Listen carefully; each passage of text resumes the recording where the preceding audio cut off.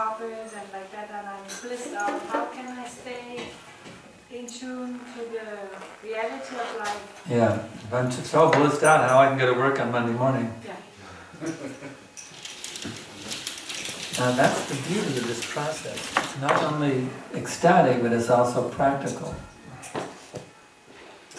You learn how to actually float in your material duties as well. You keep that same floating consciousness of being transcendental to the material existence, even at your very job. Like you can go to work and it's like all of a sudden there's a mystical art of the whole place. And you do your job even more expertly than you ever did it before.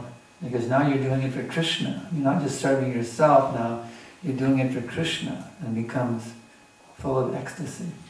Even you float through your job, do even a better job in the basket. I'll give you an example. I was a salesman for MCI Corporation in the US, a long distance company. And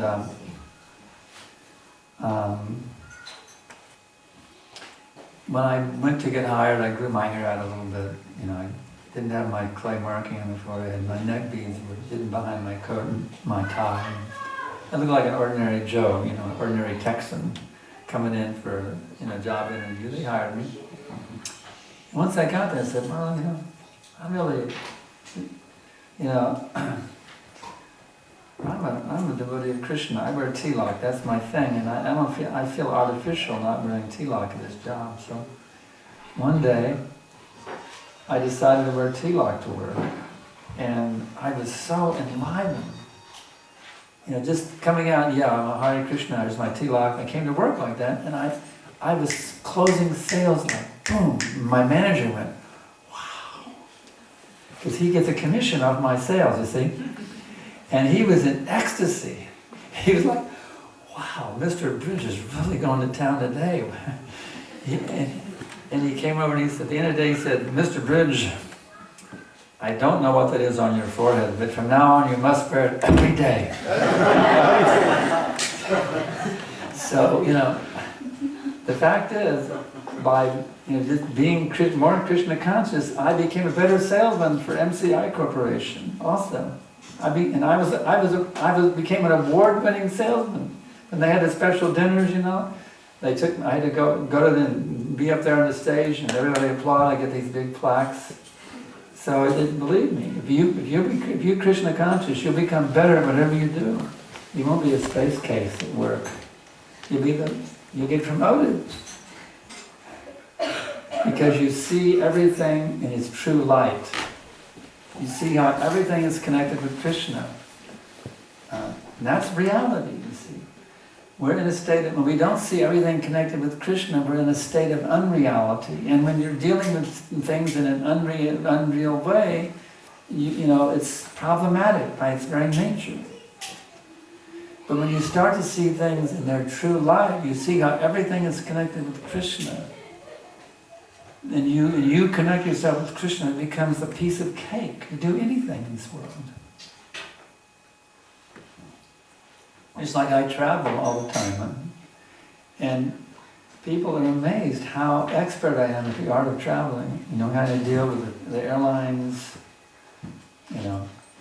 I mean, the other day, one of my students was flying from Austin back to Lithuania, and he didn't know how to deal with the situation. I immediately called up the airline, and went boom, boom, boom, and he was going, wow. He was impressed how expert I was at dealing with the airline. So, when you become Krishna conscious, you become expert at everything. That's one of the qualities of the devotee. He's expert in spiritual things and material things. We saw this in our spiritual master, Srila Prabhupada. He was expert in everything. So by chanting Hare Krishna, you will develop expertise in material dealings also. You become the most expert person in material dealings also. You won't be a space case. Okay? So don't get scared by chanting Hare Krishna and get fired. You know? I become useless. They'll fire me. My husband will divorce me or whatever, you know. Don't get scared. Just chant Hare Krishna and everything in your life will become real wonderful. Yeah. I was just thinking, if anybody becomes blissful by chanting, the bliss itself will make you work more prosperously rather than just When you're being stressed blissful, out you're and angry. enthusiastic.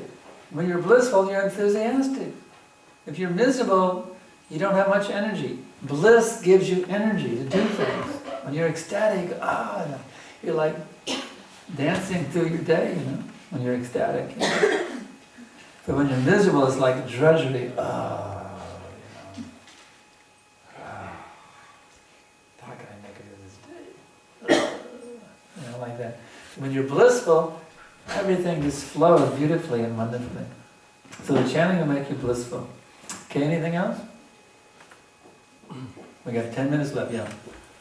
Is it possible to have like a mental concoction about that you're getting Krishna's mercy even though you're doing something that Krishna doesn't like? Is it possible to think that I'm getting Krishna's mercy even when I'm really disobeying the instructions of Krishna? Yes, it is. That's why it's important to have a spiritual master. Krishna says you have to have a guru, because the guru knows how to practice Krishna consciousness properly, and he trains you. Just like somebody who wants to do be an Olympic champion, do they just do it on their own? No, they hire a trainer, you see.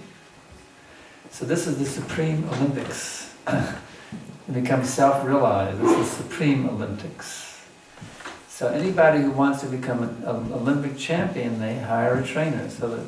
But in this case, you don't have to hire the guru. He's free of charge. It's his loving service to you is to train you how to become a pure devotee of Krishna and become successful. So you need to have a trainer. That's called the spiritual master or the guru. He trains you how to become perfect in Krishna consciousness. Next question, yes. Why is Krishna blue? Why is Krishna blue? Because blue is so beautiful. It's a beautiful color. It's so blue, so beautiful.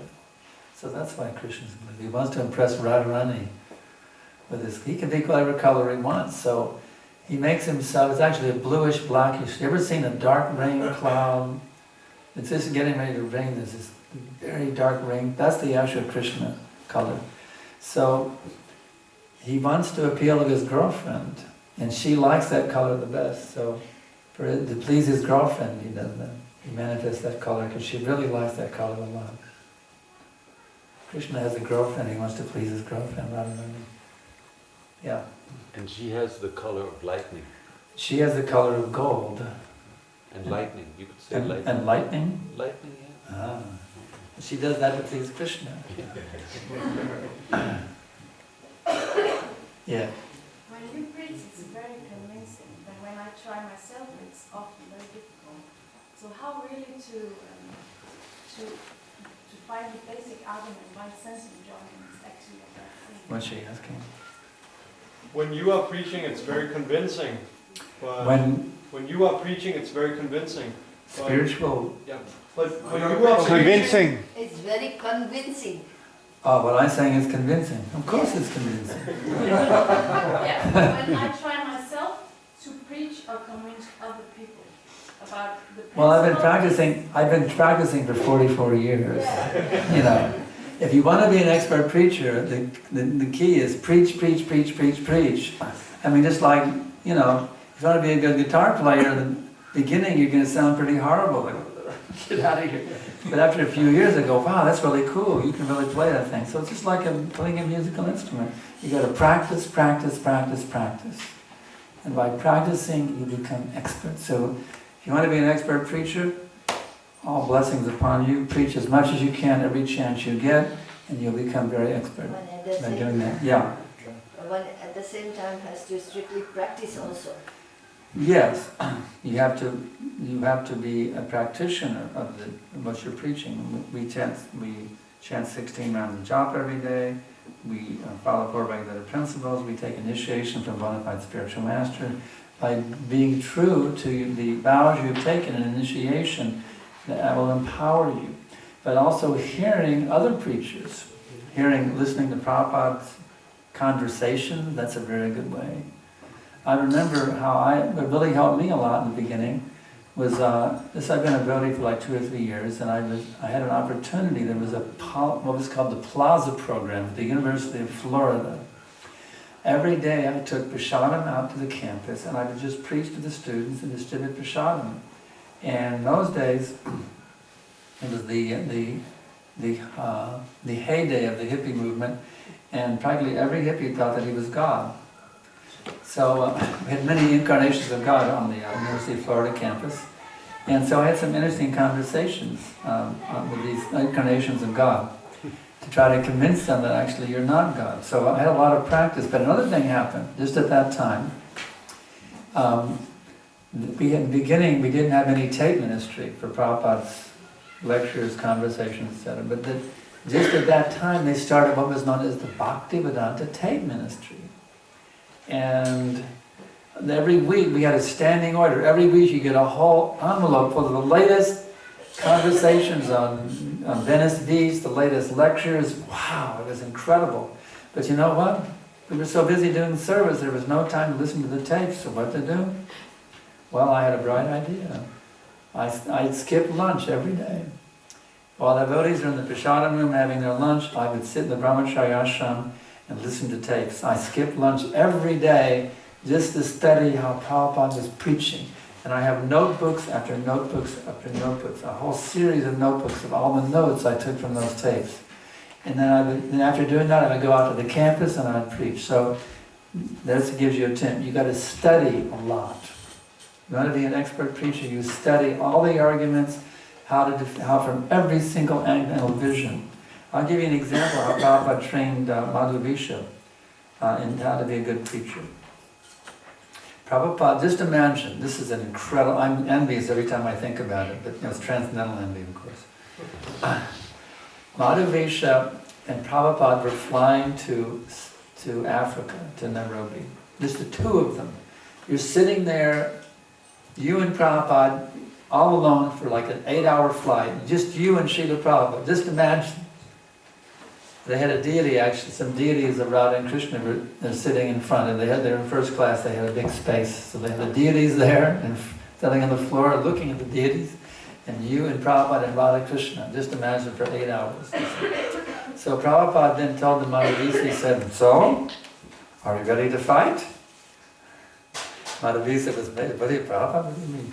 He said, "All right." He said, I will be the Mayavadi. I will be the Vaishnava, and you be the Mayavadi, and we'll have a debate. So Madhuvesha then gave all the arguments of the Mayavadis. It's all one, God is not a person. And Prabhupada defeated all the Mayavadi arguments. And then Prabhupada said, "Okay, now I will be the Mayavadi, you be the Vaishnava." And he thought, well, I've heard all the arguments now to defeat Mayavadi philosophy, so this will be a piece of cake. And he Prabhupada completely defeated him. He could not defeat Prabhupada's Mayavadi arguments. So Prabhupada said, this is how you should be expert in preaching, that you can take your opponent's argument, you can take an argument and defeat your own argument and defeat your own argument like that. You see. So this is the art called debate. Actually, I studied debate when I was in the debate squad in high school. And we would take a topic, and we'd have to be 4 sessions. You would take 2 sessions pro and 2 sessions con. It wasn't, that topic that year was the proliferation of nuclear weapons. Should we proliferate them or not? For 2 sessions we had to be in favor of it, and for 2 sessions we had to be opposed to it. It wasn't whether we should or not that won, it was how well you debated who won the trophy, you see. So, there is an art to being a teacher of Krishna consciousness. And if you study the art, you seriously study it you can become very expert in due course of time. We want you to be so expert you convince the whole world to take the Krishna consciousness. That's how expert we want you to be. Okay? Alright, I think can I squeeze in one more? Yeah. If God is all good and God is all powerful, why do we see a world getting more and more crazy? If God is all powerful and God is all good, why is there evil in the world? It's the old traditional argument.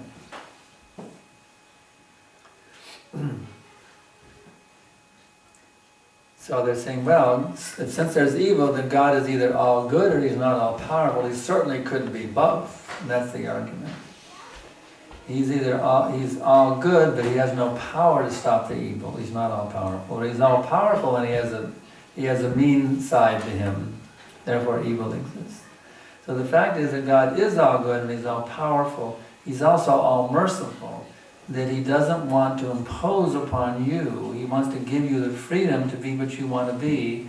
He wants persons to have loving relationships with. He doesn't want to have robots who are totally manipulated like puppets. He wants to have loving relationships. What parent will chain their kid to the bed so he never does anything bad in his whole life? We're going to lock you in your room so you never get into trouble. You're never going to get drunk. You're never going to get stoned. You're never going to make a girl pregnant because we're going to keep you locked in your room your whole life. Is that a loving parent? You see? So God doesn't do that to us. Because he loves us, he wants to give us the freedom to pursue our own pathway according to our choice. He gives us his unconditional love with the hope that we will reciprocate. So, what is the cause of evil? You are the cause of evil. Because you have disobeyed, you have not taken proper advantage. I'm just using it as an example now. Don't get offended. We are the cause of evil because we have misused the freedom that God has given us. God is not the cause of evil. We are the cause of evil. So I should stop now. It's 3:45 or 4:45. Yeah, gotta keep the schedule going. Otherwise, I may get yanked off of the Asa. Maybe we'll complete with 5 minutes kirtan. 5 minutes kirtan. 5 minutes kirtan. 5 minute kirtan. Okay, give me the drum this time.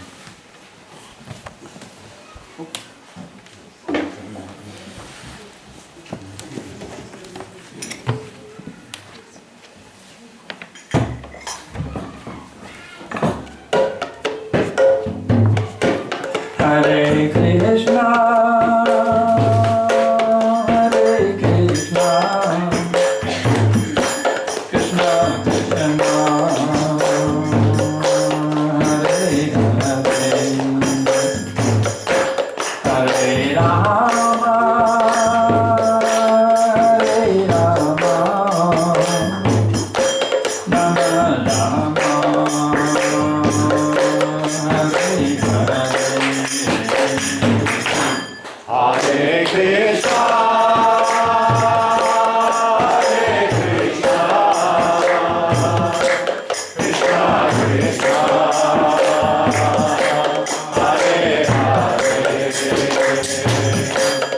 Hare Hare, Hare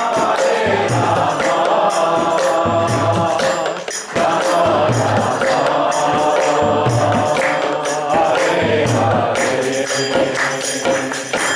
Hare Hare Krishna,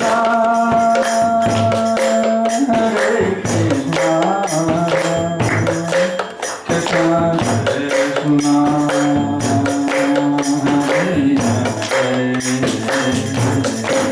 Hare Rama, Hare Rama, Rama Rama, Hare Hare. Hare Krishna, Hare Krishna, Krishna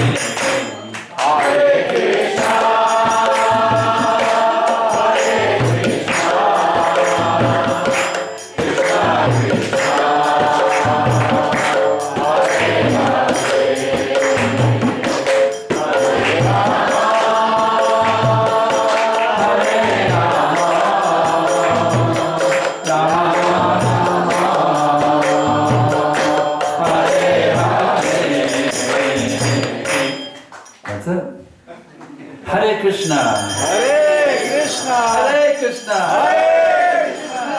Krishna, Krishna Krishna, Hare Hare, Hare Hare Rama, Hare Rama, Rama Rama, Rama Rama, Hare Hare, Hare Krishna mantra save the whole world, ki jai.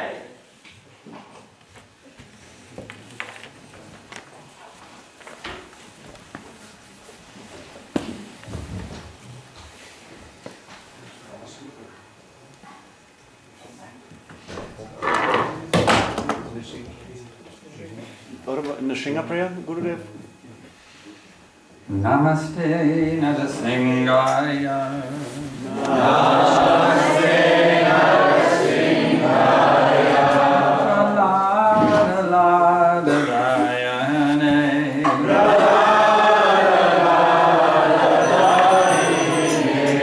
Hiranyakashipur vakshaha. Hiranyakashipur Rakshaha, Shilatankanakavai. Shilatankanakalaye, Chonasena parutonasino.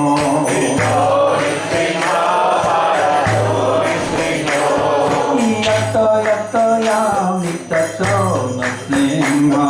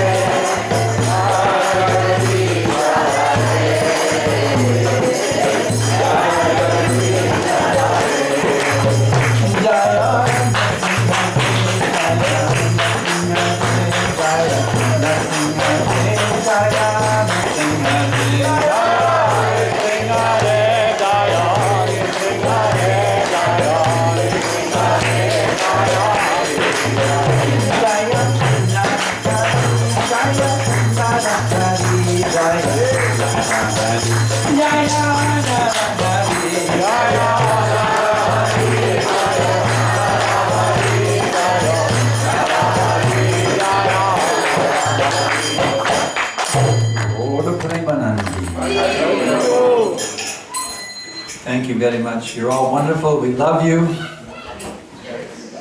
Hope to see you in Goloka Vrindavan. Thank you very much.